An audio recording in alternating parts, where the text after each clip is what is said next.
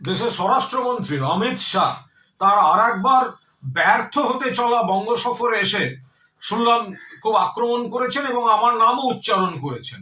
আমি প্রথমে বলি, এটা খুনের মামলার আসামি হয়ে জেলে ছিল, তার কাছ থেকে জেলের কথা শুনবো? খুনের মামলার আসামি অমিত শাহ, যখন উনি জেলে ছিলেন তখন খুনের মামলার আসামি। মামলা কিভাবে এগিয়েছে টেগিয়েছে সেগুলো সারা দেশের লোক জানেন। তো সময় দিন না, তারপর দেখতে পাবেন।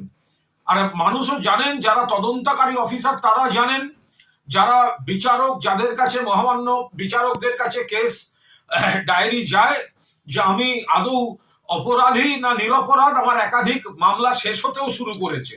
ফলে এইসব কুৎসা গায়ে লাগছে না, যুক্তি দিয়ে কথা বলা। অনুপ্রবেশ, আপনি মশাই স্বরাষ্ট্রমন্ত্রী, আপনার বিএসএফ, অনুপ্রবেশ হলে আপনি ব্যর্থ।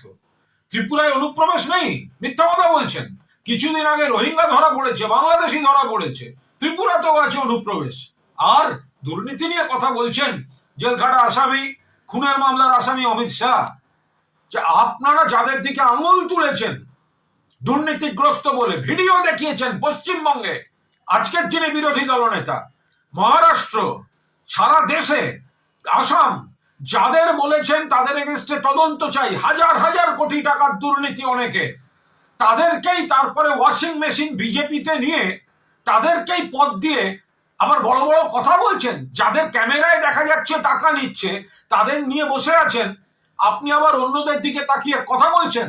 আমি কুণাল ঘোষ জ্ঞানত কোনো অন্যায় করিনি। জেল খুনের মামলায়, জেল খাটা মামলার আসামি, জেলে ছিলেন খুনের মামলায়, ঘটনাচক্রে আজকে দেশের স্বরাষ্ট্রমন্ত্রী হয়েছেন। কথা বলবেন ভেবে চিন্তে কথা বলবেন।